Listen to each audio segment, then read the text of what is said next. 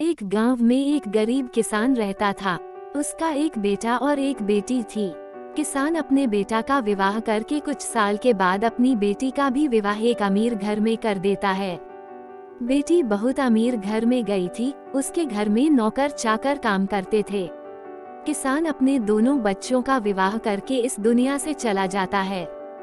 बेटी को धन की तो कमी नहीं था, वही बेटा बहुत गरीब था।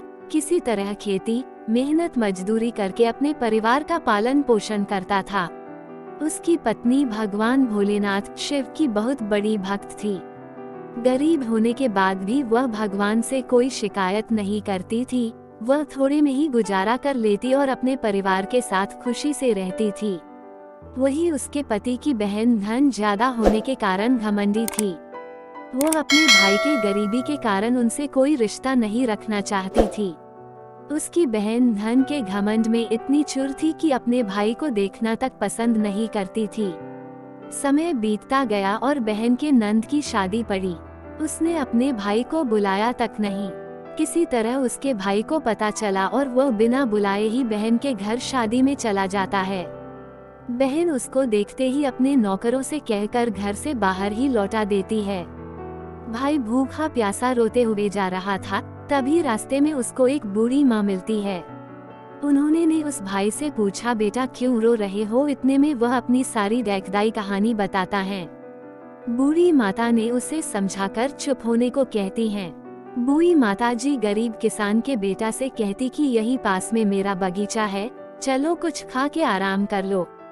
दोनों बगीचे में जाके खरबूज खाते हैं। फिर बूढ़ी माता ने एक थैले में खरबूज और कुछ खाने पीने का सामान रख के उसे वहां से घर भेजती हैं। घर पहुंचने के बाद बच्चे सब अपने पिता के आगे पीछे घूमते हैं। उसकी पत्नी अंदर से पानी लेकर आती और तुरंत थैला हाथ से लेकर देखने लगती है कि मेरी ननद क्या दी है। बेचारा भाई वहां से चला जाता है। उसकी पत्नी जैसे ही उस खरबूज को काटती खाने के लिए, उसमें बीज के जगह हीरे मोती चमक रहे होते हैं। वह बहुत खुश होती है देखकर।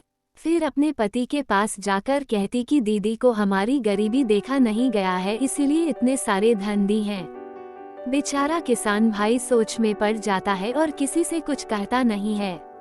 अब बेचारा भाई भी बहुत धनी और पैसे वाला हो गया। भाई के अमीर होने की खबर धन के घमंड में चूर रहने वाली बहन को पता चला और वह बिन बुलाए अपने मायके यानी भाई के घर आती हैं। ये देखकर भाई मन में सोचता है कि जब मेरे पास धन नहीं था तो बहन मुझे देखना तक नहीं चाहती थी। फिर भी वह और उसकी पत्नी ने उसका आदर सत्कार करते हैं। कुछ दिन के बाद बहन को ससुराल से बुलावा आया। उसके भाई और भाभी अच्छे कपड़े मिठाई कुछ उपहार देकर विदा किया। इतना सब देखकर उसकी बहन के आंखों में आंसू आ जाते हैं। उसको समझ में आ जाता है कि धन ही सब कुछ नहीं है, अच्छा स्वभाव और दिल का बड़ा भी होना चाहिए। दिल फुल्स को इस कहानी से हमें क्या शिक्षा मिलती है? इस कहानी से हमें ये सीखने को मिलता है कि हमें कभी भी किसी की गरीबी और मजबूरी का मजाक नहीं बनाना चाहिए। गरीब के कारण किसी से रिश्ता नहीं तोड़ना चाहिए। समय कब कैसा करवट ले लेती है कि गरीब अमीर और अमीर गरीब हो जाता है। इसीलिए सभी के साथ आदर सत्कार और प्रेम से रहना चाहिए।